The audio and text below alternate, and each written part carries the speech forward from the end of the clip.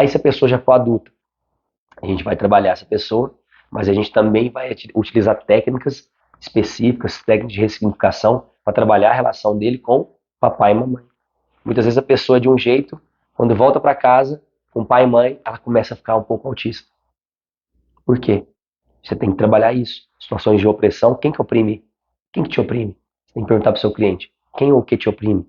Se for uma criança ou um adolescente, você vai trabalhar os pais, mas se for uma pessoa adulta, por exemplo, você vai trabalhar a pessoa.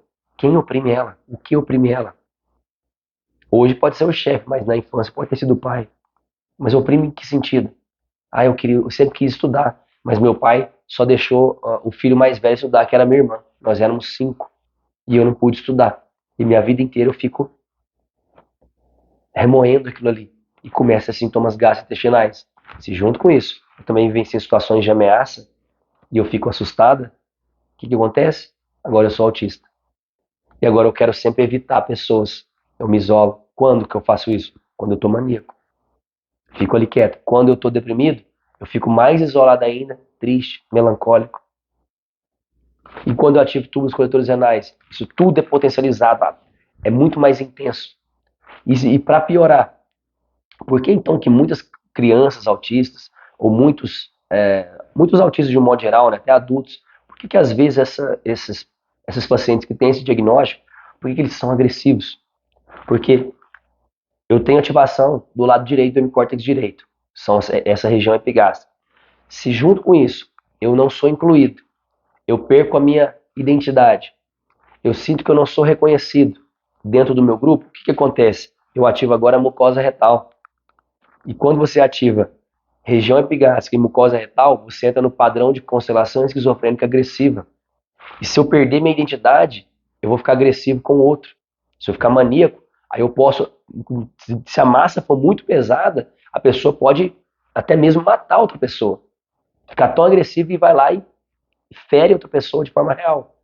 Se ela está pesada para o lado direito do hemicórtex temporal, agora ela vai agredir a si própria, vai cortar os pulsos, vai roer unha, principalmente quando tiver um outro padrão de comportamento que é do glucagon, vai ter compulsão, quando tiver ansiedade vai roer unha, vai se machucar. Nesse caso aqui, quando está com constelação agressiva, ela não vai só roer unha, vai comer os dedos, se machucar, ficar em carne viva, como os dedos do pé. Tipo, o paciente comia a unha, os dedos da mão e as unhas e os dedos do pé, porque vivenciava uma opressão muito grande pela mãe. Não podia ser quem ela queria ser, não consegue se libertar. Chega um certo ponto dela chegar para uma pessoa, para um vizinho dela e perguntar, pedir para morar com o vizinho, sem a mãe saber, porque não aguentava mais a mãe. E era uma criança praticamente, não tinha nem 10 anos. Então você vê o grau de psicose que essa criança entra para sobreviver. Não aguento mais, minha mãe não deixa eu fazer nada, eu não posso ser quem eu quero ser. Mas tudo isso são padrões de comportamento que você precisa equilibrar, diminuir a massa do conflito, diminuir a intensidade desse estresse.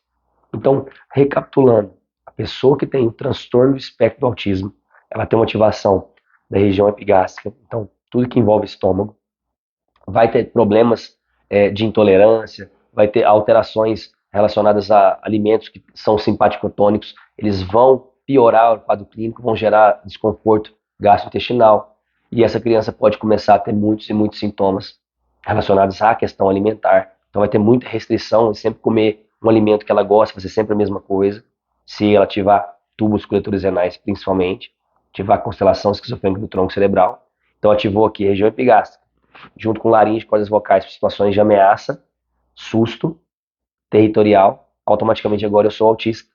E se eu sou autista e ativo tubos coletores renais, eu sou muito autista.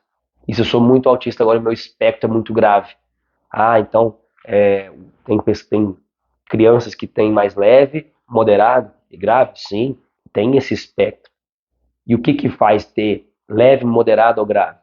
É a massa do conflito, a intensidade versus o tempo que você vivencia aquele estresse.